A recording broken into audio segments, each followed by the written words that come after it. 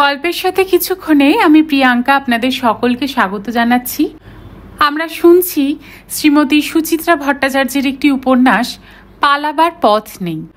আজ আমরা এই উপন্যাসের অন্তিম পর্ব শুনব। দেখা যাক এই অন্তিম পর্বে বিদিশার জীবন ঘিরে যে রহস্যময় পরিস্থিতির সৃষ্টি হয়েছে তা কিভাবে মিতিন সমাধান করে। শুক্রবার সারাটা দিন ছোটাছুটিতেই কাটল মিতিনের, যাকে বলে টালা থেকে টালিগঞ্জ করা। তাই একবার লালবাজার দৌড়ায় তো একবার শ্যামবাজার, সেখান থেকে যদুবাজার। সন্ধেবেলা বাড়ি ফিরল একেবারে ঝোড়ো কাক হয়ে। এসেও বসল না, বুমবুমকে নিয়ে সোজা চলে গেছে ক্যারাটে ক্লাব। এই সপ্তাহে ক্লাস নিতে আসা হয়নি। আজ মন দিয়ে বাচ্চাদের শরীরচর্চা শেখালো অনেকক্ষণ। বুমবুমও লাইনে দাঁড়িয়ে পড়েছে, হাত পা ছুটছে আর হা হু করছে। ওদের সঙ্গে ছাপাছাপি করে মিতিনের শরীরও বেশ টানকো হয়ে গেল। সুস্থ সতেজ দেহ, স্বচ্ছ চিন্তাশীল মস্তিষ্কের আধার, কথাটা মনে প্রাণে বিশ্বাস করে মিতিন। 8টা নাগাদ বাড়ি ঢুকে মিতিন টিভি চালিয়ে দিল, ডিসকভারি চ্যানেল। সমুদ্রের অতলে অজস্র রঙিন মাছ খেলা করছে। বুমবুমকে পাশে নিয়ে দেখছে বসে বসে। এমতো সময় অর্চিষ্মানের আবির্ভাব। পরনে মাখন রঙা সাফারি স্যুট, হাতে একটা নতুন কিডস ব্যাগ, মুখে ভাদ্রের গুমোট। মিতিন কিছু প্রশ্ন করার আগেই অর্চিষ্মান বলে উঠল, টাকাটা আপনাকে দিতে এলাম, যেমন বলেছিলেন তেমনই আছে, 50টা বান্ডিল, পুরনো 100 টাকার নোট। মিতিন হেসে ফেলে বলল, আমি তো কিছুই বলিনি, বলেছে তো আপনার স্ত্রীর ব্ল্যাকমেলার। অর্চিষ্মান আরও গোমরা হয়ে গেল। এই সময়েও আপনি ঠাট্টা রসিকতা করতে পারছেন প্রজ্ঞাপারমিতা দেবী? কাজের কাজ কিছু হলো না, এখনো লোকটার হদিশ করতে পারলেন না। সময় তো আর এখনো পেরোয়নি মিস্টার রুদ্র। মিতিনের মুখে হাসিটা ধরাই আছে। আপনি যেন টাকা দেওয়ার জন্য একটু বেশিই উদ্গ্রীব, এছাড়া আর উপায় কি? অর্চিষ্মান প্রায় খিঁচিয়ে উঠল। আমার স্ত্রীকে তো আমি বিপন্ন হতে দিতে পারি না, কিন্তু বিপদের ঝুঁকি যে তাকে নিতেই হবে মিস্টার রুদ্র। ব্ল্যাকমেলার টাকাটা তাকেই ক্যারি করতে বলেছে। আপনি থাকছেন না? থাকাটা কি উচিত হবে যদি গুলিগোলা চালিয়ে দেয়? আপনি আপনি উত্তেজিত হবেন না, বসুন, রিল্যাক্স। কফি খাবেন? No thanks. অর্চিষ্মান ধপ করে সোফায় বসল। আপনি কাল তাহলে সত্যি বিদিশার সঙ্গে থাকছেন না? মিতিন উত্তর না দিয়ে ঠোঁট টিপে হাসল, পাল্টা প্রশ্ন চুড়ল, আপনি কাল দুপুরে কোথায় থাকছেন? আমি আর কোথায় থাকবো, দোকানেই আছি। একবার হয়তো ব্যাংকেও যেতে পারি।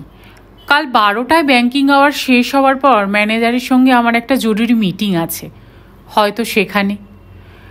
কাল আপনার স্ত্রীর অত বড় একটা ক্রাইসিস, আর আপনি নিশ্চিন্ত মনে মিটিং করবেন? কাজের মধ্যে থাকলে টেনশন কম হয়। অবশ্য আপনি যদি বিদিশার সঙ্গে থাকতে বলেন। না না, তার দরকার হবে না। ঠিকই তো, বিদিশা যাবে, আমার হার্ড আর্ন মানি একটা লোকের হাতে তুলে দিয়ে আসবে, সেখানে আমার আর কী রোল আছে? অর্চিষ্মানের শর্ট তেতো, উঠে দাঁড়িয়েছে অকস্মাৎ। তাহলে টাকা আপনি রাখছেন না? না, ওটা আপনি বিদিশাকেই দিয়ে দিন। সব কথা বলা আছে, ও জানে ও কি করবে। ও, তাহলে চলি। জুতো মশমশ করে বেরিয়ে গেল অর্চিষ্মান। মিতিনের মুখ থেকে হাসি মুছে গেছে, ভাবছিল। পার্থ ফিরল অনেক রাতে। বুমবুম ঘুমিয়ে পড়েছে, বিমলাও শুয়ে পড়েছে বিছানা করে। মিতিন অপেক্ষা করছিল পার্থর জন্য। একসঙ্গে খেতে বসল দুজনে। ব্যারাকপুরে আজ একটা কল শো ছিল পার্থর। প্রতিটি কল শোতেই কিছু না কিছু কমিক ঘটনা ঘটে। এবারে ব্যারাকপুরের শো তার ব্যতিক্রম নয়। আজ মঞ্চে পার্থর এক সহ অভিনেতার গোঁফ খুলে গিয়েছিল পার্থর সঙ্গে অভিনয়ের সময়। দৃশ্যটা খুব সিরিয়াস ছিল, তবু হাসি চাপতে পারছিল না পার্থ। শেষমেশ দর্শকদের দিকে ফিরে করজোড় করে বলেছে, দয়া করে আমাদের 5টা মিনিট সময় দিন। একটি ঝুলন্ত গোঁফ কিছুতেই আমাদের স্বাভাবিক অভিনয় করতে দিচ্ছে না। শুনে নাকি দর্শকরা খুব একচোট হেসেছিল। তারপর তারাও ব্যাপারটাকে স্পোর্টিংলি নিয়েছে এবং নাটকটা নাকি পরে দারুণ জমেও ছিল। একাই বকে যাচ্ছে পার্থ, মাঝে মাঝে শুধু হু হ্যাঁ করছে মিতিন। একটু পরে পার্থ নজর করল তাকে। চোখ ঘুরিয়ে বলল, কি ব্যাপার, আজ ম্যাডামের কোনো কমেন্ট নেই যে? মিতিন কাঁচা লঙ্কায় ছোট্ট কামড় দিল। শুনছি তো। হুম, তোমার মন নেই। বলতে বলতে হঠাৎ খেয়াল হয়েছে পার্থর, ওহো, কালই তো তোমার সেই ডিডে। মিতিন ঘাড় দোলালো। অপারেশনের প্রস্তুতি শেষ? মোটামুটি। অনিশ্চয়বাবুর সঙ্গে কথা হয়েছে? আর হয়েছে, কাল সঙ্গে দুজন এএসআই দিয়ে দেবেন, প্লেন ড্রেসে থাকবে। মাত্র দুজন? লোকটার কাছে যদি আর্মস থাকে বা সঙ্গে আরও কেউ থাকে? তার জন্যই তো ওই ব্যবস্থা, নইলে তো আমি একাই ট্র্যাভেল করতে পারতাম। এবার থেকে তুমি একটা রিভলভার রাখার বন্দোবস্ত করো। অনিশ্চয়বাবু তাই বলছিলেন। মিতিন পার্থর প্লেটে ডিমের কারি তুলে দিল। নিজের পাতে স্যালাড নিতে নিতে বলল, তবে এই কেসে মনে হয় লাগবে না। ইনফ্যাক্ট পুলিশ না হলেও বোধহয় চলতো। পার্থর চোখ সরু হলো। কোন যুক্তিতে বলছো এই কথা? যুক্তি নয়, আমার হিসেব বলছে। কি হিসেব? জানবে জানবে, তারা কিসের? মানে হিসাবটা যদি ভুল হয় সেজন্যই কিছু বলবে না, তাই তো? ইচ্ছে করে পার্থ খোঁচাচ্ছে, কৌতূহল বুঝতে পারছিল মিতিন। একটু উত্তেজিত না হয়ে হেসে উড়িয়ে দিল কথাটা, জবাব দিল না। পার্থ ফের বলল, মনে রেখো, ওই ব্ল্যাকমেলারটাই কিন্তু অর্ককে খুন করেছিল। অর্কর কেসটা আলাদা। লোকটা অর্ককে গ্রিপে পেয়ে গিয়েছিল এবং ওই মুহূর্তে অর্ককে না সরিয়ে তার কোনো উপায় ছিল না। কিন্তু এক্ষেত্রে তা হবে না। কেন? লোকটার 20 দাঁত ভেঙে গেছে, অন্তত আমার হিসেবে তাই বলছে। তোমার হিসেবে আর কি কি বলছে ম্যাডাম? পার্থ নিরীহ মুখ করে মিতিনের দিকে তাকালো। কালপ্রিটের নামটা বলতে পারছে? মিতিন কচকচ শশা চিবোচ্ছে, খানিকটা আত্মগতভাবে বলল, একটা কথাই বলতে পারি, কালপ্রিট একজন সূর্যদেব। সূর্যদেব? ডিমের কুসুম হাতেই ধরা রইল পার্থর। সে আবার কে? বারে লক্ষ্য করনি? বিদিশার আকাশে শুধুই সূর্যের ছড়াছড়ি। হেয়ালি করছো কেন? যা বলা স্পষ্টাস্পষ্টি বলো। বিদিশার প্রেমিকদের নাম কি? অরুণ, মিহির, ভাস্কর, অর্ক, প্রতিটিই সূর্যের নাম, ঠিক কি না? তারপর ধরো ওর বরের নাম অর্চিষ্মান, শ্বশুরের নাম দীননাথ। দুটো নামই সূর্যর। ওর দাদা চিত্রভানু, সেও সূর্য। বাবা প্রভাকর, সেও সূর্য। চাকর পদ্মপাণিও সূর্য। ড্রাইভার রবিও সূর্য। অর্চিষ্মানের বাড়ির ম্যানেজার অম্বরীশও সূর্য। এমনকি যিনি ওর লাইফ ইন্স্যুরেন্স করিয়েছেন সেই সবিতাবাবুও সূর্য ছাড়া আর কিছু নন। বিদিশার নন্দাই পূষণ, সেও তো সূর্যই। আরে বাস, শুনেই তো আমার সানস্ট্রোক হয়ে যাচ্ছে। ব্যাপারটা তুমি কবে আবিষ্কার করলে গো? অনেক দিনই করেছি, তোমার শব্দ করা মাথায় এসেছে কিনা দেখছিলাম। মাইরি, এই জন্যেই তুমি টিকটিকি, এবং তুমি আরশোলা, উচ্চিংড়ও বলা যায়। মিতিন অনেকক্ষণ পর অনাবিল হাসল, ভুরু নাচিয়ে বলল, কি গো, যাবে নাকি কাল সঙ্গে? অবশ্য প্রেসে যদি চাপ থাকে তবে বাদ দাও। না না, কাল তো শনিবার, 1:30টায় ছুটি, আমি 12টায় বেরিয়ে পড়তে পারি। তোমার রিহার্সাল নেই? যাব না। নাটক করি বলে কি অমলদা চাকর বনে গেছি নাকি? আজ ওই ক্রিটিক্যাল শোটাকে পার করে দিলাম, তার একটা মাসুল নেই। ঠিক আছে, তুমি প্রেসেই থেকো, আমি তুলে নেব। খাওয়া শেষ করে বেসিনে আচাতে গেল মিতিন। পার্থ বসে বসে মাথা চুলকোচ্ছে। একসময় সেও উঠল, মুখ ধুয়ে বসেছে সোফায়, আয়েশ করে সিগারেট ধরালো। মিতিন টুক করে ঢুকে গেল স্টাডি রুমে। 8 ঘন্টাটা পরে বেরিয়ে দেখল পার্থ শুয়ে পড়েছে, নাকও ডাকছে ফুরুর ফুরুর। আলো নিবিয়ে বিছানায় এলো মিতিন, মাঝখানে বুমবুম। তাকে পেরিয়ে হাত রেখেছে পার্থর মাথায়, ফিসফিস করে ডাকলো, এই উচিংড়ে, শুনছ? পার্থর নাক ডাকা থেমেছে, পাশ ফিরল। একটা কথা ছিল। পার্থ জড়ানো স্বরে বলল, বলে ফেলো। কদিন কোথাও থেকে একটু ঘুরে এলে হয় না? এই ধরো পুজোর পর। এসব কি হুট করে বললে হয় নাকি? বাঙালিরা সারা বছর ছাড়পোকার মতো ডেরায় সেঁধিয়ে থাকে, পুজোর সময় কিলবিল করে গোটা ভারতবর্ষে ছড়িয়ে পড়ে। এখন তুমি আর হারগিস কোনো জায়গার টিকিট পাবে না। কাছে পিঠে কোথাও চলো, মাথাটা একদম জ্যাম হয়ে গেছে, ছাড়ানো দরকার। তোমার কোন এক বন্ধু আছে না ট্রাভেল এজেন্ট? কোথায় যাবে? পার্থ লম্বা হাই তুলল। সূর্যদেবের দেশেই চলো যাই। মিতিন অন্ধকারে মুচকি হাসল। কোণার্ক, পুরী দেখছি। পার্থর নিঃশ্বাস প্রলম্বিত হচ্ছে। এক্সপেন্সেস কিন্তু তোমার। তাই হবে গো কিপ্টেরাম। মিতিন চোখ বুঝল। বাতাসে বেশ হিমহিম ভাব, পাখার হাওয়ায় শীত করছে অল্প। পায়ের কাছে পাতলা চাদর ভাঁজ করা আছে, টেনে ছেলের গায়ে ভালো করে জড়িয়ে দিল। পার্থ গভীর ঘুমে চলে গেছে। ছেলের গায়ে আলগা হাত রেখে পাশ ফিরে শুয়েছে মিতিন। ঘুমোতে চাইছে, ঘুম আসছে না। মনে মনে আবার কাহিনীটাকে সাজাতে শুরু করলো মিতিন। বন্ধ চোখের পাতায় একের পর এক গল্পদৃশ্য ভেসে উঠেছে, তবু এখনো যেন ফাঁক থেকে যাচ্ছে কোথাও। অন্ধকারে অদৃশ্য গ্রন্থিটাকে খুঁজছে মিতিন। ঠিক 2:27 সেন্ট্রাল স্টেশনে ইন করল মেট্রো ট্রেন। পার্থ মিতিন প্রস্তুতি ছিল, উঠেছে একেবারে প্রথম কামরায়। সরকারি অফিস সব ছুটি আজ। ট্রেনে তেমন ভিড় নেই, তবে একদম ফাঁকাও নয়। বসার সিট ভর্তি, 2-5 জন 10 জন দাঁড়িয়ে আছে ছড়িয়ে ছিটিয়ে। চাঁদনি থেকে বেশ কিছু লোক উঠল। মিতিনরা দ্রুত পিছিয়ে এলো দ্বিতীয় কামরায়। এসপ্ল্যানেডে পৌঁছে ট্রেন প্রায় পূর্ণ হয়ে গেছে। মিতিনরা অমনি সরে এসেছে তৃতীয় কামরায়। মিতিনের চোখে সানগ্লাস, মনে ঘুরছে আনাচে কানাচে। বিদিশা বসে আছে দরজার পাশে, হাতুলে হাত, মাথা নিচু, সালোয়ার পরা দুপায়ের মাঝখানে কালো কিডস ব্যাগ। চোখ তুলে কি যেন খুঁজলো একবার। মিতিনকে দেখেই দৃষ্টি বাংময় হয়ে উঠেছে। মিতিন সঙ্গে সঙ্গে মুখ ঘুরিয়ে নিল। সুরঙ্গ পথে ছুটছে ট্রেন, প্রচণ্ড আওয়াজ। গাড়ির সর্বাঙ্গ ঝনঝন করছে, কানে তালা লেগে যায়। তারই মধ্যে পার্থ কানের কাছে গুনগুন করে উঠল, তোমার পুলিশ অফিসারেরা কোথায় গো? আছে, আগে থেকেই উঠেছে। বিদিশার পাশের সর্দারজিটাই বুঝি সেই লোক? না, আছে ঠিক জায়গায়, তুমি চুপ করে দাঁড়াও তো। পার্ক স্ট্রিট এসে গেল। জড়সড় পায়ে উঠে দাঁড়িয়েছে বিদিশা। দরজা খুলে যেতেই নেমে গেল। মুহূর্তে হুড়মুড়িয়ে উঠেছে আরও এক ঝাঁক মেট্রো যাত্রী। দরজা বন্ধ হয়ে গেল। উদ্বিগ্ন বিদিশার মুখ মিলিয়ে গেল স্টেশনে। কামরায় এখন ঠাসাঠাসি ভিড়। মিতিন ঠেলে ঠুলে বিদিশার ফেলে যাওয়া সিটের দিকে এগোলো কিছুটা। সেখানে এখন সরে বসেছে সর্দারজি, আর সর্দারজির জায়গায় রোগা চেহারার এক যুবক।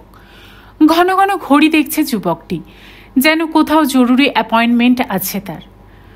পার্থ পাশে এসে গেছে, কানে কানে বলল, ওই কি কালপ্রিট? আহ, থামবে। পার্থকে মৃদু ধমক দিয়ে আরও একটু এগোলো মিতিন। দরজার গা ঘেঁষে দাঁড়িয়েছে। পরপর স্টেশন পার হয়ে যাচ্ছে, ময়দান, রবীন্দ্র সদন, নেতাজি ভবন। এখন লোকজনের ওঠা নেই বিশেষ, তবে নামছে অনেকে। একদল তরুণ তরুণী উচ্চস্বরে গল্প করছে, হি হি হাসছে। যাত্রীরা ঘুরে ঘুরে তাকাচ্ছে তাদের দিকে। ছেলে মেয়েগুলো বেশভূষায় যথেষ্ট আধুনিক। হয়তো সেই আধুনিকতার সঙ্গে তাল মেলাতেই অনর্গল ইংরাজি বুলি ফুটছে তাদের মুখে। মাঝে মাঝে একাধটা খাঁটি দেশজ বাংলা শব্দ শুনে সন্দেহ হয় এরা বোধহয় বাঙালি পিতামাতারই সন্তান। পার্থর এ ধরনের ট্যাসপনা ঘোরতর অপছন্দের। মাঝে মাঝে কটমট চোখে দেখছে ছেলে মেয়েগুলোকে, আর বিড়বিড় করে বলছে, এদের সিটিজেনশিপ কেড়ে নেওয়া উচিত। মিতিন শুনেও শুনছিল না। তার চোখ, কান, মস্তিষ্ক সবই এখন ওই কালো ব্যাগে স্থির। নামার আগে ব্যাগ সামান্য একটু ভেতরের দিকে ঠেলে দিয়ে গেছে বিদিশা। হ্যান্ডেলটা সর্দারজির পায়ের কাছে লটপট করছে। যতীন দাস পার্ক চলে গেল। মিতিন বুকের মধ্যে চাপা উত্তেজনা টের পাচ্ছিল। ট্রেন তো এরপর বেশ ফাঁকা হয়ে যাবে, এখনো ব্যাগটাকে তুলছে না কেন কালপ্রিট? কালীঘাট স্টেশন, প্রচুর লোক নামছে স্টেশনে। সেই ছেলেমেয়েগুলোও নেমে গেল, এখনো ব্যাগ অনড়। তখনই ঘটল ঘটনাটা। স্বয়ংক্রিয় দরজা বন্ধ হচ্ছিল, হঠাৎই বিদ্যুৎ বেগে ব্যাগটা তুলে নিয়ে দরজা গলে নেমে গেল সর্দারজি। মিতিন হতচকিত হয়ে গিয়েছিল। মুহূর্তের মধ্যে ইতিকর্তব্য স্থির করে বন্ধ হয়ে আসা গেটের সরু ফাঁকে গলিয়ে দিয়েছে পা। সঙ্গে সঙ্গে দরজা খুলে গেল। মিতিন পার্থ দৌড়ে নেমেছে। সঙ্গে সঙ্গে সাধারণ পোশাকের 2 পুলিশও। মিতিনের ইশারায় তীর বেগে ছুটল তারা। সর্দারজি হনহনিয়ে হাঁটছিল, কিছু একটা আঁচ করে দৌড়াতে শুরু করেছে। এসকেলেটারে গাদাগাদি ভিড়, লাফিয়ে লাফিয়ে সিঁড়ি ভাঙছে লোকটা। একদম ওপরের ধাপ পর্যন্ত পৌঁছাতে পারল না, তার আগেই পুলিশের লোক চেপে ধরেছে তার কলার। মিতিন চেঁচিয়ে উঠল, তপন একদম নড়বে না। ঘাড় ঘুরিয়ে মিতিনকে এক ঝলক দেখেই নিজেকে ঝটকা মেরে ছাড়িয়ে নিয়েছে লোকটা। ধেয়ে আসা পুলিশের একজনকে ব্যাগ ঘুরিয়ে প্রচণ্ড জোরে আঘাত করল। ছিটকে পড়ে গেছে পুলিশটা। আশেপাশের ভিড়ের প্রায় ছত্রভঙ্গ দশা। তারই সুযোগ নিয়ে গেটে পৌঁছে গিয়েছিল সর্দারজি পিসি তপন। গেট পার হতে পারল না। অন্য পুলিশটা ঝাঁপিয়ে পড়ার আগেই মিতিনই পৌঁছে গেছে। মিতিনের ডান হাত শূন্যে উঠল একবার, নেমে এলো তপনের কাঁধে। যন্ত্রণায় কুঁকড়ে বসে পড়েছে তপন। বিস্ফারিত চোখে দেখছে মিতিনকে। মিতিন গর্জে উঠল, আপনার খেলা শেষ তপন। একটু নড়ার চেষ্টা করলে আপনার হাড় আমি গুঁড়ো গুঁড়ো করে দেব। তপন দরদরিয়ে ঘামছে। চারপাশে লোকজন জড়ো হয়ে গেছে। সকলে ড্যাব ড্যাব চোখে গিলছে দৃশ্যটা। মিতিন টান মেরে তপনের দাড়ি খুলে নিল, পাগড়িটাও। বেরিয়ে পড়েছে এক সাদামাঠা মুখ। একজন পুলিশ হাতকড়া বার করল, টেনে ওঠানোর চেষ্টা করেছে তপনকে, পারল না। কেমন যেন অস্বাভাবিক হয়ে গেছে তপনের মুখ। চোখ উল্টে গড়িয়ে পড়ে গেল মাটিতে। পুলিশ দুজন নিচু হয়ে ঝাঁকাচ্ছে, নড়ছে না তপন। একজন পুলিশ তপনের হাতটা ওঠালো। বডি তো বেশ ঠান্ডা ম্যাডাম, পালস পাচ্ছি না। পার্থ কিংকর্তব্য বিমূঢ় হয়ে দাঁড়িয়েছিল। নার্ভাস গলায় বলে উঠল, স্ট্রোক ফোক হলো নাকি? মিতিন ঝুঁকল, কিচ্ছু হয়নি, নাথিং টু ওয়ারি। বলেই মিতিন হাত ঢুকিয়েছে তপনের বুক পকেটে। ছোট্ট একটা প্লাস্টিকের ব্যাগ বার করে আনলো। চেপে চোয়াল ফাঁক করে প্যাকেটটা উপুর করে দিল তপনের মুখে। কয়েক সেকেন্ডের মধ্যেই ভোজবাজি। তপনের চোখ খুলে গেছে, পিটপিট তাকাচ্ছে চারিদিকে। মিতিন মৃদু হাসল, কি সোনাদা, শরীর ঠিক হয়ে গেছে তো? এবার উঠে পড়ুন তাহলে, এখন যে আপনাকে শ্রীঘরে যেতে হবে। পলকে তপনের চোখ মুখ আবার হিংস্র, ফুঁসে উঠেছে। দেখে নেব, সবাইকে দেখে নেব, সব ফাঁস করে দেব, আমায় ধরিয়ে দেওয়া। মিতিন তপনের দিকে তাকালোই না। কেজে সুরে পুলিশদের বলল, একে তবে এখন লালবাজারে নিয়ে যান। মিস্টার তালুকদারকে গিয়ে বলবেন আমি ঘন্টা কয়েকের মধ্যেই আসছি। আপনি আমাদের সঙ্গে যাবেন না ম্যাডাম? মিতিন দুদিকে মাথা নাড়ালো। না ভাই, আমার এখনও কিছু কাজ বাকি। তরতর পায়ে পার্থকে নিয়ে ভূতলে উঠে এলো মিতিন। কিডস ব্যাগটা হাতে চেপে খোলা জায়গায় এসে বড় করে নিঃশ্বাস নিল একটা। পার্থকে বলল, এক্ষুনি একটা ট্যাক্সি ধরো, শিগগিরই। পার্থ কিছুই বুঝতে পারছে না, ফ্যাল ফ্যাল তাকাচ্ছে। এখন কোথায় যাবে? দেরি করো না, বিদিশা পার্ক স্ট্রিট স্টেশনের গেটে অপেক্ষা করছে, ওকে নিয়ে এক্ষুনি ইম্পিরিয়াল এক্সচেঞ্জে যেতে হবে। নিলাম ঘরে এক্ষুনি? কেন? মিতিনের ঠোঁটে বিচিত্র হাসি ফুটে উঠল। বলল, তুমি কি ভাবছো তপন একাই কালপ্রিট? মোটেই না। পার্ক স্ট্রিট মেট্রো স্টেশন থেকে বেরিয়ে ফুটপাথে অপেক্ষা করছিল বিদিশা। অপেক্ষা না বলে ছটফট বলাই ভালো। উদ্বিগ্ন মুখে তাকাচ্ছে এদিক ওদিক, ঘন ঘন কবজি উল্টোচ্ছে। তার ত্রস্ত চোখ পিছলে পিছলে যাচ্ছে প্রতিটি চলমান গাড়িতে। মিতিনদের ট্যাক্সির দর্শন পেয়ে সে প্রায় ঝাপটে এলো। বিদিশা কোনো প্রশ্ন করার আগে মিতিন ট্যাক্সির দরজা খুলে ডাকল, উঠে পড়ো।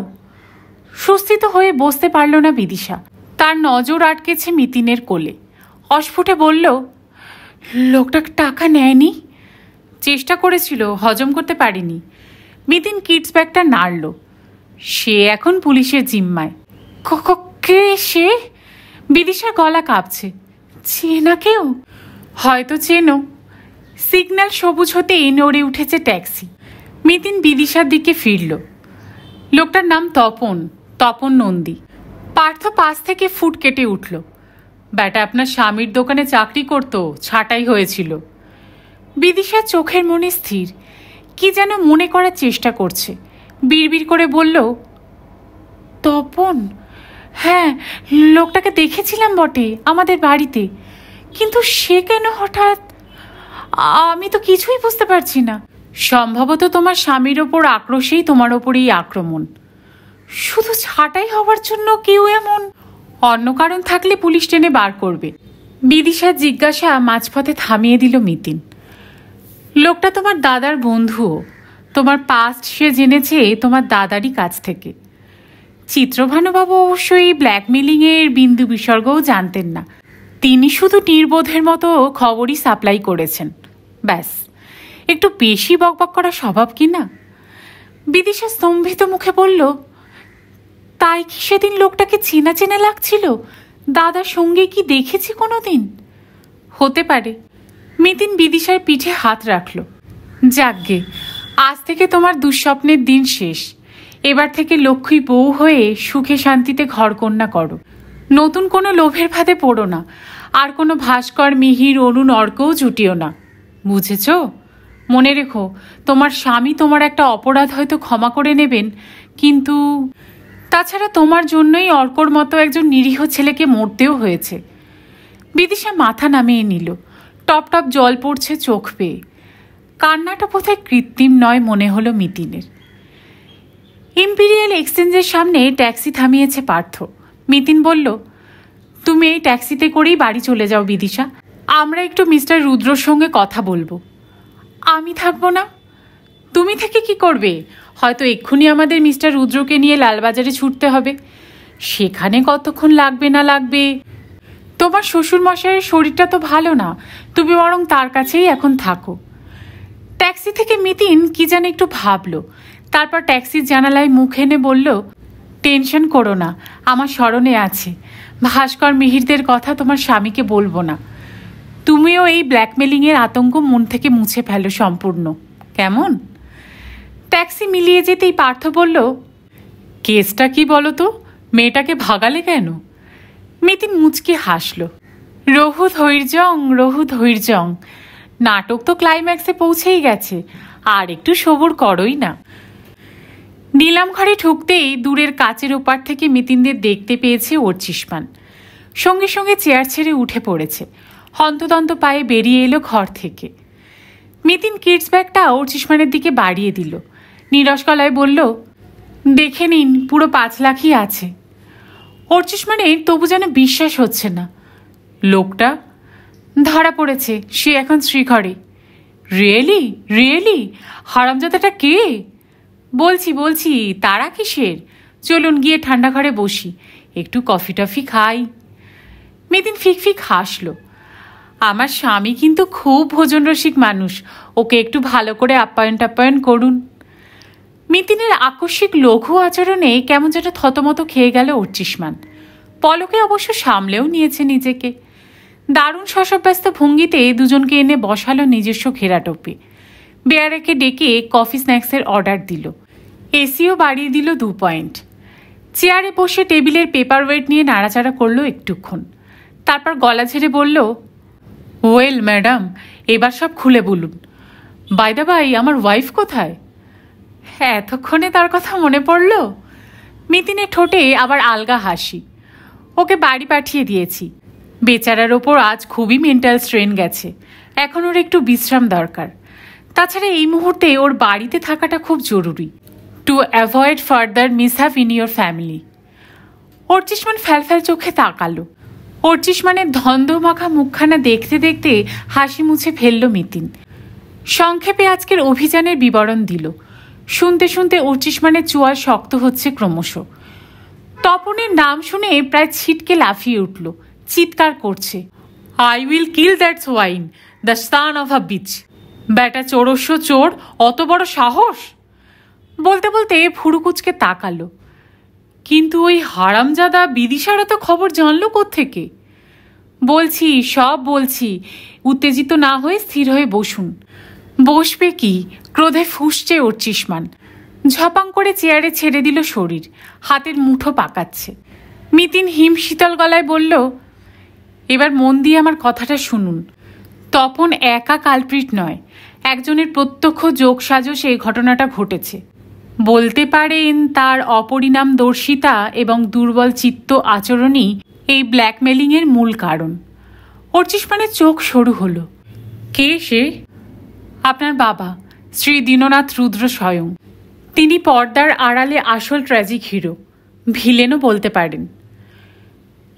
ঘরে এই মুহূর্তে অ্যাটম বোমা পড়লেও বুঝি এতটা চমকাতো না অর্চিষ্মান। বাক্যস্ফূর্তি হচ্ছে না তার। কোনো মতে বলল, কি আবল তাবল বকছেন? আমি সত্যি কথাই বলছি। মিতিনের মুখ ভাবলেশহীন। এও শুনে রাখুন, আপনি এতক্ষণ ধরে যাকে গালিগালাজ করলেন সেই হারামজাদা তপন নন্দী আপনার বাবারই ছেলে, অর্থাৎ আপনার ভাই। অর্চিষ্মানের মুখ লাল হয়ে গেছে। ফ্যাসফ্যাসে গলায় বলল, অ্যাবসার্ড, ইম্পসিবল, হতেই পারে না। তপন নন্দী আমাদের এক্স ম্যানেজার উষাপতি নন্দীর ছেলে। হ্যাঁ, এটাই তার অফিসিয়াল পরিচয় বটে, কিন্তু আদতে সে উষাপতিবাবুর সন্তান নয়। মিতিন গুছিয়ে বসল। অর্চিষ্মানের চোখে চোখ রেখে বলল, আমার বলতে খুব খারাপ লাগছে মিস্টার রুদ্র। উষাপতিবাবুর স্ত্রীর সঙ্গে আপনার বাবার অবৈধ প্রণয় ছিল। ওই সম্পর্কের বিষাক্ত ফলেই তপন নন্দী। দীননাথ বাবুর সঙ্গে স্ত্রীর এই সম্পর্কের কথা জানতে পেরে উষাপতিবাবু প্রায় উন্মাদ হয়ে গিয়েছিলেন এবং তপনের জন্মের পরপরই তিনি আত্মহত্যা করেন। No, I can't believe it. Archishman দুদিকে মাথা ঝাঁকাচ্ছে। তবু এটাই ফ্যাক্ট। বিশ্বাস না হয় আপনার দিদিকে জিজ্ঞাসা করে দেখতে পারেন। আপনার বাবার ঘটনাটা মোটামুটি জানেন। অর্চিষ্মানের চোখে এখনো তীব্র অবিশ্বাস। মিতিন গলা ছেড়ে বলল, রিল্যাক্স মিস্টার রুদ্র। আপনার বাবা তো একজন মানুষ, আর মানুষ মাত্রেই পদস্খলন ঘটতে পারে। ইনফ্যাক্ট দীননাথবাবুর এই পদস্খলনের যথেষ্ট কারণও ছিল। আপনার মা ছিলেন নিতান্ত সাদাসিধে মানুষ, যাকে বলে ঘরোয়া, সলজ্জ, হারিয়ে এসেলে ডুবে থাকা আপাদ মস্তক গৃহবধূ। তুলনায় উষাপতিবাবুর স্ত্রী অনেক স্মার্ট, রূপসী বলিয়ে কইয়ে। সব থেকে বড় কথা, তিনি খুব ভালো গান জানেন। হয়তো এই কারণেই তিনি বন্ধু স্ত্রীর প্রতি। সে যাই হোক, আপনার বাবা কিন্তু মানুষ খারাপ নন। উষাপতিবাবুর মৃত্যুর পর তপন বা তপনের মার দায়িত্ব তিনি ঝেড়ে ফেলতে পারেননি, বরং তাদের সংসারটাই টেনে এসেছেন এতকাল। ওদের একটা বাড়ি কিনে দিয়েছেন, তপনকে ভালোভাবে মানুষ করার চেষ্টা করেছেন, মা ছেলেকে যথেষ্ট স্বাচ্ছন্দ্যের মধ্যে রেখেওছেন। এটাকে আপনি তার চারিত্রিক দুর্বলতাও বলতে পারেন, আবার মহানুভবতাও বলতে পারেন। But the irony is this, তার কৃতকর্ম তাকে একদিনের জন্যও শান্তি দেয়নি। বেয়ারা কফি এনেছে, সঙ্গে গরম চিকেন পাকোড়া। পার্থ পাকোড়ার প্লেটের দিকে হাত বাড়াচ্ছে না, মুগ্ধ চোখে শুনছে স্ত্রীর কথা। অর্চিষ্মানের চোখ মিতিনে স্থির। মিতিন ধুমায়িত কাপে চুমুক দিল। অশান্তি আর বদনামের ভয়ে দীননাথবাবু দর্জিপাড়া থেকে সরে এসে সল্টলেকে বাড়ি করলেন। তবু শেষ রক্ষা হলো না। ওই তপন সারাটা জীবন জ্বালিয়ে পুড়িয়ে মেরেছে তাকে। সম্ভবত সে ছোটবেলাতেই টের পেয়ে গিয়েছিল, দীননাথ রুদ্র যতই নিজেকে বাবার বন্ধু বলে পরিচয় দিন, আসলে তিনি তার জন্মদাতা। এই ব্যাপারে বাচ্চাদের সিক্স সেন্স খুব কাজ করে। চিরকাল সে দীননাথবাবুকে দুহাতে দহন করার চেষ্টা করে গেছে। লেখাপড়া তো শিখলই না, উল্টে কুসঙ্গে পড়ে জুয়া খেলে টাকা উড়িয়ে গেছে ক্রমাগত। আর আপনার বাবা অপরাধ বোধের ভারে জর্জরিত হয়ে একটি কথাও বলতে পারেননি। নীরবে শুধু তাকে টাকা জুগিয়ে গেছেন। ছেলেকে শোধরানোর একটা শেষ চেষ্টা তিনি করেছিলেন এই ইম্পিরিয়াল এক্সচেঞ্জের চাকরি দিয়ে। ভেবেছিলেন রোজগারপাতির মধ্যে থাকলে হয়তো তপনের মতি ফিরবে, আর আপনার সঙ্গে যদি তার হৃদ্যতা হয়ে যায়, তা হলেও তো তার আখেরে লাভই। কিন্তু সেই চেষ্টাও ফেল করে গেল। চুরিমারি করে তপন চাকরিটাও খোয়ালো, মাঝখান থেকে দীননাথবাবুর সঙ্গে কুরুক্ষেত্র বেঁধে গেল আপনার। তখন থেকেই তো দীননাথবাবুর দোকানে আসা বন্ধ হয়েছিল, নয় কি?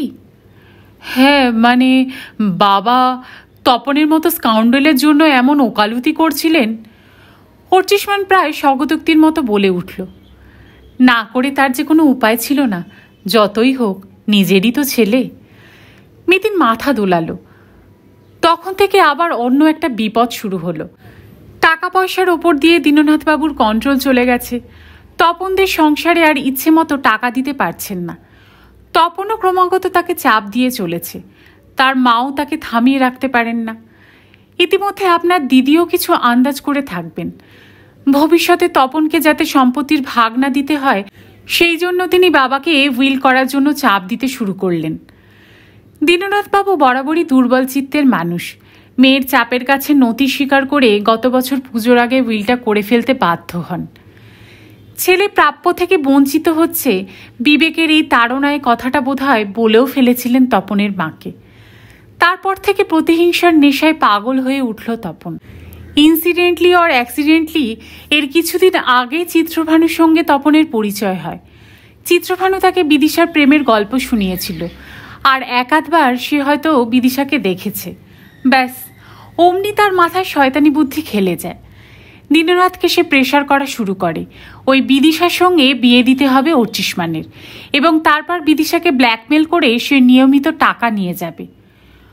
অদৃষ্টের এমনই পরিহাস, স্নেহে অন্ধ হয়ে এমন একটা কুপ্রস্তাবে রাজিও হয়ে গেলেন দীননাথ। আসলে বোধহয় সব বাবারই মধ্যে একজন ধৃতরাষ্ট্র লুকিয়ে থাকে।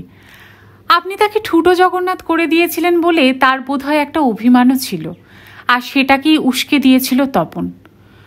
অর্চিষ্মান বলে উঠল, কিন্তু আমিও তো তার ছেলে। বিদিশার মাধ্যমে টাকাই তো শুধু নিচ্ছে তপন, আপনার তো কোনো ক্ষতি করছে না।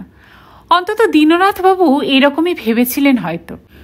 পরে বিদিশা আপনাদের বাড়ির বউ হয়ে আসার পর গোটা পরিকল্পনাটাই ভেস্তে যাওয়ার উপক্রম হয়। আবার দুর্বল মনের শিকার হলেন আপনার বাবা। বিদিশাকে সত্যি সত্যি ভালোবেসে ফেললেন, একেবারে নিজের মেয়ের মতো, কিংবা তার চেয়েও বেশি। তপন ঘন ঘন তাড়া লাগাচ্ছে কাজ শুরু করবে বলে, কিন্তু তিনি আর কিছুতেই এগোতে রাজি হচ্ছিলেন না।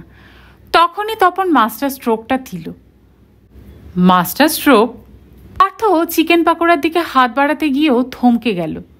কী রকম? নিলাম ঘরে চুরি। কাজটি তপনের। ইম্পিরিয়াল এক্সচেঞ্জের কোনো দারোয়ানকে হাত করেছিল তপন। নিলাম ঘরে হানা দিয়ে সে একটা মোক্ষম জিনিস হাতিয়ে নিয়ে চলে যায়। কী জিনিস? অর্চিষ্মানের মুখ থেকে প্রশ্নটা ছিটকে এলো। একটা উইল দীননাথ বাবুর, অনেকদিন আগে করেছিলেন। উইলটিতে তপনকে আপনার সম্পত্তির অংশীদারি করা হয়েছিল, কিন্তু সেকেন্ড উইল করার পর তো সে automatically null and void. Partha চোখ পিটপিট করল। ওই উইলের আর মূল্য কি আছে? তপন যে দীননাথবাবুর ছেলে সেই প্রমাণটাই তো ওই উইলের সুবাদে তপনের হাতেই রয়ে গেল। অর্চিষ্মানের দিকে ফিরল মিতিন। আপনাদের বাতিল আলমারিটার থেকে ওই উইলের ছেঁড়া অংশ আমি পেয়েছি। দীননাথবাবু ওটা বাড়িতে রাখার সাহস পাননি, দোকান থেকেও নিয়ে যেতে পারেননি। তপন সম্ভবত তার মার কাছ থেকে জেনেছিল ওটা কোথায় আছে। অর্চিষ্মান দু আঙ্গুলের রক টিপে ধরেছে।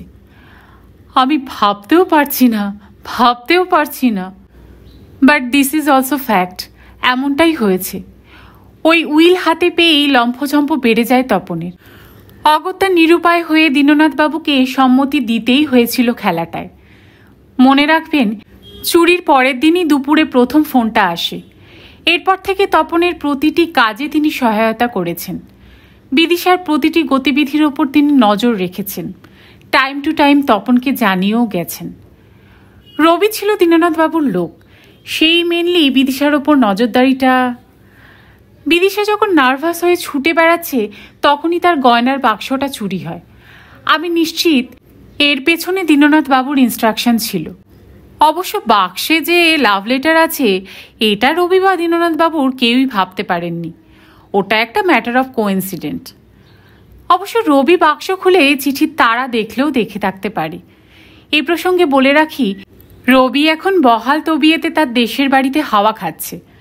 আপনি যা জানেন না তা আপনাকে বলি। তপন যে শার্টটা পরে প্রথম দিন টাকা নিতে যায় তার একটি বোতাম অর্ক ছিঁড়ে নিয়েছিল। শার্টটা আপনার পুরনো জামা কাপড়ের ড্রয়ারে পরে পাওয়া গেছে। Is it? কিন্তু কি করে? দীননাথ বাবুরই কাজ, just to make Bidisha more nervous. এই কাজটাই বড় কাঁচা হয়ে গিয়েছিল। আপনি ফ্রি স্কুল স্ট্রিটের একটি দোকান থেকে শার্ট বানান, কিন্তু ওই শার্ট অন্য টেলারের, মেটেরিয়ালও অনেক সস্তা দামের। দীননাথবাবু ব্যাপারটা খেয়াল করেননি। অর্কর মৃত্যুর পর থেকে তিনি বেজায় নার্ভাস হয়ে গিয়েছিলেন। প্রাণপণে তপনকে রুখবারও চেষ্টা করেছেন, but it was too late. Tapan আপনার বাবার সঙ্গে শেষে রফা করেছিল একটা মোটা টাকা পেলে সে আপাতত চুপ করে যাবে। তাই লাস্টে টাকার অ্যামাউন্টও বেড়ে গেল, 2 লাখ থেকে 5 লাখ। অর্চিষ্মান খানিকক্ষণ চুপ, মাথা নিচু করে বসে আছে। তারপর টেরচা চোখে মিতিনের দিকে তাকালো। আপনি যে আমার বাবার বিরুদ্ধে এতগুলো সিরিয়াস অ্যালিগেশন আনলেন, প্রমাণ আছে কিছু? প্রমাণ তো এই তপনই। সে এখন ডিসিডিডির হেফাজতে আছে। পুলিশ জেরার সামনে সে বেশিক্ষণ মুখ বন্ধ করে বসে থাকতে পারবে না। মিতিন বড় করে শ্বাস নিল। শুনুন মিস্টার রুদ্র, আপনার বাবার অ্যাফেয়ারের ব্যাপারটা আপনার দিদির কাছ থেকে আমি ভেরিফাই করে এসেছি। ইচ্ছে হলে ফোন করে দেখতে পারেন। চাইলে দীননাথ বাবুকে এক্ষুনি ফোন করুন, জানিয়ে দিন তপন অ্যারেস্ট হয়েছে। তারপর দেখুন কি রিয়াকশন হয়। দীননাথ বাবুর মতো দুর্বল মানুষ আর কিছুই অস্বীকার করতে পারবেন না। অর্চিষ্মান আবার চুপ। মিতিন নিচু গলায় বলল, আমার কাজ কিন্তু শেষ মিস্টার রুদ্র, এবার আপনি ঠিক করুন কি করবেন। অর্চিষ্মানের গাম্ভীর্যের আবরণ খসে গেছে। ভাঙা ভাঙা গলায় বলল, কি করি বলুন তো। শহরে সন্ধে নেমে গেছে অনেকক্ষণ। লালবাজার থেকে ফেরার পথে মিতিনদের ঠাকুরিয়া নামিয়ে দিয়ে গেল অর্চিষ্মান। গাড়িতে এতক্ষণ চুপচাপই ছিল পার্থ। বাড়ি ঢুকেই সেই উত্তেজিতভাবে প্রশ্ন করল, বাপটাকে তুমি বেমালুম ছেড়ে দেওয়ার পরামর্শ দিলে? মিতিন বড় অবসন্ন বোধ করছিল। মস্তিষ্কের কসরত শেষ, শরীর যেন আর চলছে না। সোফায় নিজেকে ছেড়ে দিতে দিতে অলস গলায় বলল, জুতো খুলে উল্টো দিকে সোফায় বসল পার্থ। বেজার মুখে বলল, তাহলে তোমার এতদিনের পরিশ্রমের কি অর্থ? অর্থ তো আমার ব্যাগেই রয়েছে, করকরে 50,000। তা ঠিক, তবুও। পার্থ সিগারেট ধরালো। খুঁতখুত গলায় বলল, এটা কিন্তু সুবিচার হলো না। একই অপরাধের জন্য একজন শাস্তি পাবে, অথচ তার সহযোগী সব দোষ মাপ। This is highly unethical. Mitin সঙ্গে সঙ্গে উত্তর দিল না। বুম বুম ডুবে আছে পাজেলে। ঘরময় অজস্র রঙিন পিচবোর্ডের টুকরো। জুড়ে জুড়ে বাঘ, সিংহ, হাতি, ভাল্লুক বানাচ্ছে অখণ্ড মনোযোগে। এভাবে বসার ঘরের মেঝে নোংরা করার জন্য ছেলেকে বকাবকি করে মিতিন। আজ যেন দেখেও দেখছে না। একটু পরে খানিকটা আত্মগতভাবেই বলল, মরার ওপর খাড়ার ঘা দিয়ে আর কি লাভ বলো। বেচারা দীননাথবাবু এমনিতেই অন্তর্দাহে পুড়ছেন। তিনিও তো এক ধরনের ব্ল্যাকমেলিংয়েরই শিকার নয় কি? তার অতীত, তার ভুল তাকে তপনের হাতের পুতুল বানিয়ে রেখেছিল। কিন্তু অফেন্সটা তো অফেন্সই। তাহলে তপনকেও তোমাদের ছেড়ে দেওয়া উচিত ছিল। সে তো এমনিই ছাড়া পেয়ে যাবে। অর্চিষ্মানকে দেখে বুঝলে না, সে এখন প্রাণপণে পারিবারিক কলঙ্ক গোপন করতে চায়। তপনকে নিয়ে বেশি নাড়াঘাটা করলে কেঁচো খুঁড়তে সাপ বেরিয়ে যাবে না? বড়জোর এখন তপনের এগেনস্টে নামকা ওয়াস্তে একটা টাকা এক্সটর্শনের কেস চলবে। তবে সেই কেসও অর্চিষ্মান আর পারসিউ করবে বলে মনে হয় না। মিতিন বড় করে একটা নিঃশ্বাস ফেলল। তপন অনেক দোষ করেছে। বিশেষত অর্ককে গাড়ি চাপা দিয়ে মেরে ফেলার কোনো ক্ষমা হয় না। কিন্তু লজিক্যালি স্পিকিং, গাড়ি চাপা দিয়ে খুন প্রমাণ করাটা খুব কঠিন, তাও আবার এতদিন পর। তার থেকেও বড় কথা, ঘাতক গাড়িটা যদি আইডেন্টিফাইড হয়, দীননাথ রুদ্র আবার বিপাকে পড়বেন। কারণ সবাই জানে তিনি তার পুরনো অ্যাম্বাসাডার বেচে দিয়েছিলেন। এটাও যে মিথ্যে, গাড়িটা যে তিনি তপনকে দিয়েছিলেন। আমি সুভাষকে মোটর ভেহিকেলসে পাঠিয়েছিলাম। দীননাথের সাদা অ্যাম্বাসাডার কার নামে ট্রান্সফার্ড হয়েছিল জানো? বিথিকা নন্দী, তপনের মা। বিমলা চা এনেছে। সেন্টার টেবিলে কাপ নামিয়ে বলল, বিকেলে একটু চিড়ের পোলাও বানিয়েছিলাম, খাবে? আমি আর এখন কিছু খাবো না, তোর দাদা খায় তো দে। না না, আমার পেটে এখনও চিকেন পাকোড়া গজগজ করছে। তুমি বরং একটু। ওখানে তো কিছুই মুখে দিলে না। ইচ্ছে করছে না, একটু পরে একেবারে রাতের খাবার খেয়ে নেব। কদিন ধরে মাথাটা জ্যাম হয়েছিল, আজ একটা লম্বা ঘুম দরকার। আর বিশেষ কথা হলো না। একটুক্ষণ চোখ গোল গোল করে বসে রইল পার্থ। তারপর চা শেষ করে বাথরুমে ঢুকে গেছে। শাওয়ার খুলে গান ধরেছে সুরেলা গলায়। বুম বুম ক্যাঙ্গারুর দেহে খরগোশের মাথা বসাচ্ছিল। মিতিন হাহা করে বাধা দিল তাকে। নেমে বসেছে মেঝে। ছেলের সঙ্গে যোগ দিয়েছে ধাঁধা খেলায়। আধ ঘন্টার মধ্যেই শরীর মন অনেকটা চনমনে। আবার বিদিশা প্রসঙ্গ ফিরল রাত্রে খাওয়া দাওয়ার পর। বুম বুম ঘুমিয়ে পড়েছে। ড্রেসিং টেবিলের সামনে বসে টান টান করে চুল বাঁধছিল মিতিন।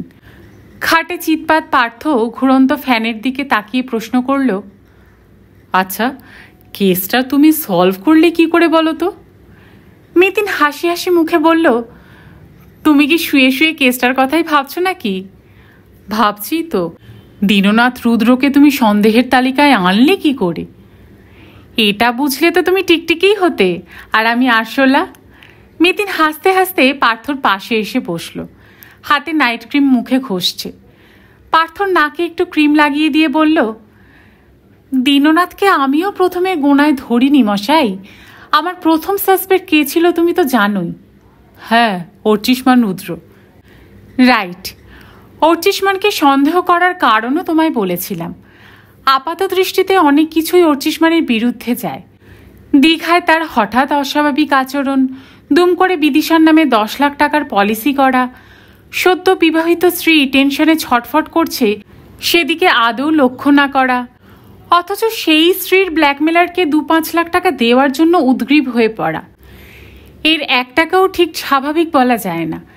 এমনকি রবির হাফিস হয়ে যাওয়া অর্চিষ্মানের কারসাজি বলে মনে হয়। ঈর্ষায় উন্মাদ মানুষ কী না করতে পারে। বটেই তো, বউয়ের পেছনে ড্রাইভার লেলিয়ে দেওয়া অস্বাভাবিক নয়। বাই চান্স বউয়ের লাভ লেটারের বক্সটা হাতে পেয়ে গিয়ে আরও হিংস্র হয়ে ওঠাটাও বিচিত্র নয়। পার্থ কুনুয়ে ভর দিয়ে আধশোয়া হলো।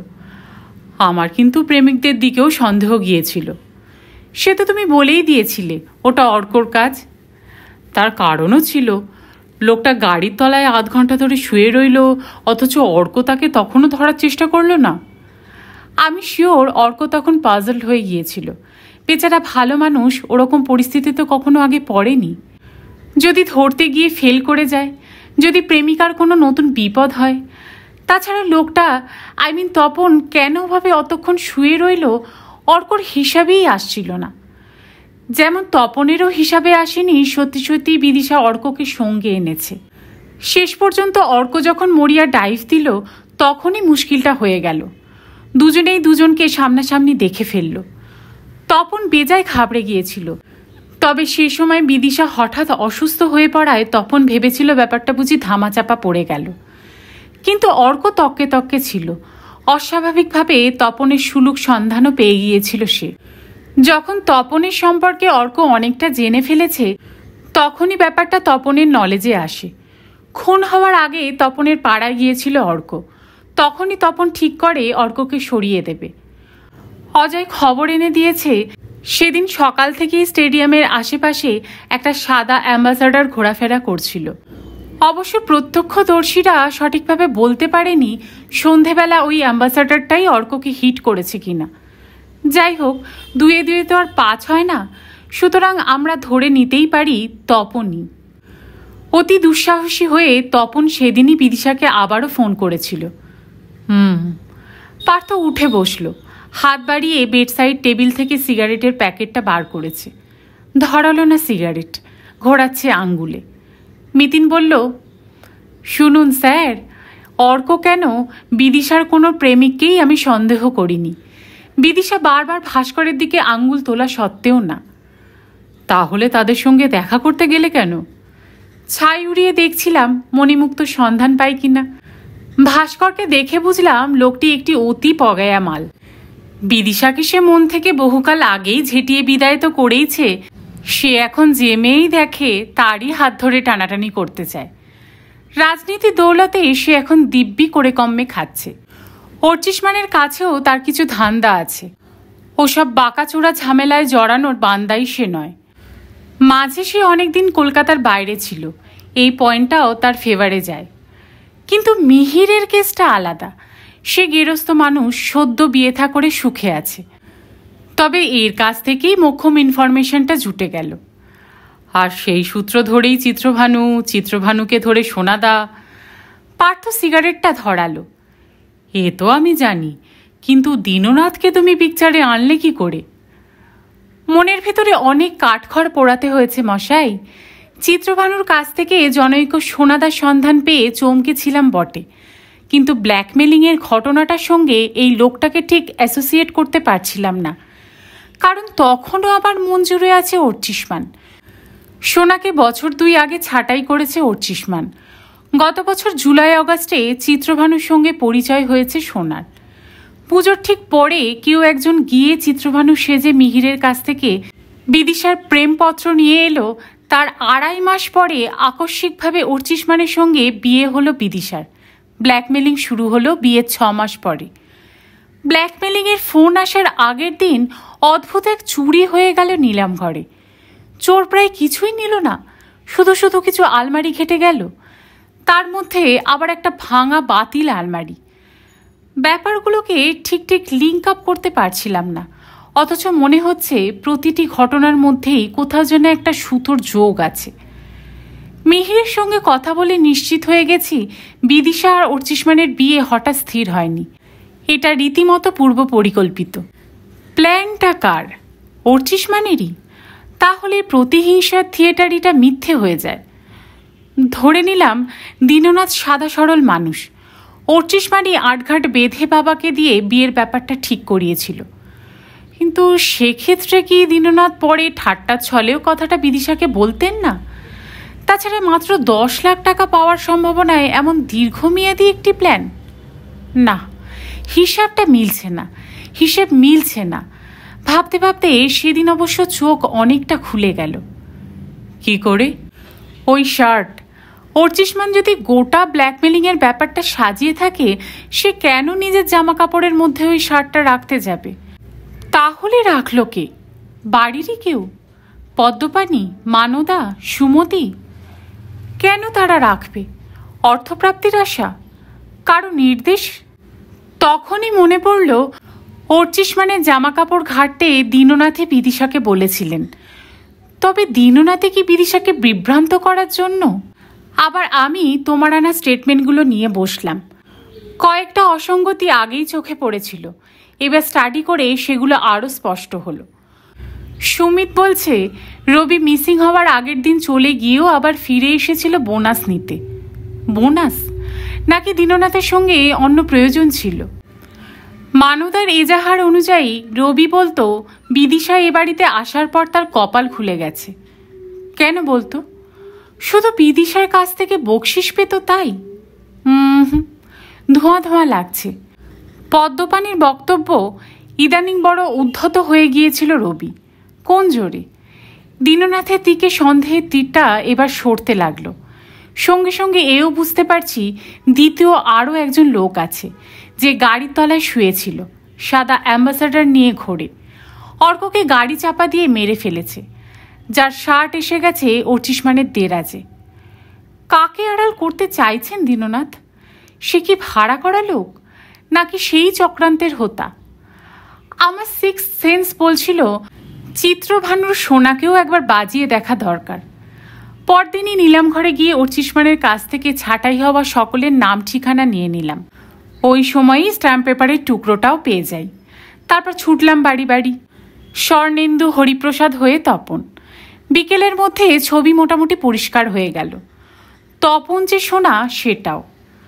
তপনের বাড়িতে মোস্ট ভাইটাল একটা জিনিস চোখে পড়ল, ইনসুলিনের ভাঙা অ্যাম্পিউল। সঙ্গে সঙ্গে আরও একটা ধাঁধার সমাধান পেয়ে গেলাম। পার্থ সিগারেট শেষ, আর একটা সিগারেট ধরালো, দুদিকে মাথা নেড়ে বলল, বুঝলাম না। তুমি কি গো, মনে নেই চিত্রভানু কি বলেছিল? সোনাদা মিষ্টি খাওয়ায় কিন্তু নিজে খায় না। বিথিকানন্দী বললেন ইনসুলিন নেয় তার ছেলে, অর্থাৎ তপন মানে সোনা একজন অ্যাকিউট সুগার পেশেন্ট। এইসব রোগীদের হঠাৎ হঠাৎ হাইপোগ্লাইসেমিয়ার অ্যাটাক হয়, বিশেষত টেনশনের মুহূর্তে। সেটা কি জিনিস? ওই হঠাৎ অজ্ঞান হয়ে যাওয়া? ইয়েস, ব্লাডের সুগার লেভেল সাডেনলি ফল করে সেন্সলেস হয়ে যায় রোগী। এতে আকস্মিক মৃত্যু ঘটাটাও বিচিত্র নয়। এরা সব সময় পকেটে চিনি রাখে, মুখে চিনি দিলেই সঙ্গে সঙ্গে চাঙ্গা। শুধু চাঙ্গা নয়, 100% ফিট। তখন তারা হাঁটতেও পারে, দৌড়াতেও পারে, গাড়িও চালাতে পারে। গাড়ির নিচে তপনের এই অ্যাটাকই হয়েছিল। সে তো আর বর্ন ক্রিমিনাল নয়। সুস্থ হওয়ার পরেও কনফিডেন্স পাচ্ছিল না, বেরোতে সময় নিচ্ছিল। এটা কিন্তু তোমার স্রেফ আন্দাজ। মোটেই না। পরশুদিন বিদিশার বাড়ি গিয়ে তপনের শার্ট আমি পরীক্ষা করেছি, ওতে চিনির দানা লেগেছিল, চোখে দেখা যায় না, চেটে বুঝেছি। দেখলে না, ওই অ্যাটাকেই আবার আজ। মিতিন হাত নেড়ে মুখের সামনে থেকে সিগারেটের ধোঁয়া সরালো। বিদিশার কাছ থেকে পরশু আরও কয়েকটা খবর পেলাম। দীননাথের উইল করার কথা, মামার বাড়ির সঙ্গে অর্চিষ্মানদের কোনো সম্পর্ক প্রায় না থাকার কথা, ভাই বোন কারো গানের অত ঝোঁক নেই, অথচ বাবা গান পাগল। সব মিলিয়ে দীননাথকে নিয়ে মনে মনে গড়ে তোলা কাহিনীটা যেন পুরোপুরি একটা শেপ পাচ্ছিল। ছুটলাম অর্চনার বাড়ি। রবি ভূষণের দেওয়া লোক। সেই ছুতো ধরে ভূষণকে ব্ল্যাকমেলিংয়ে জড়িয়ে অর্চনাকে কষে ভয় দেখালাম।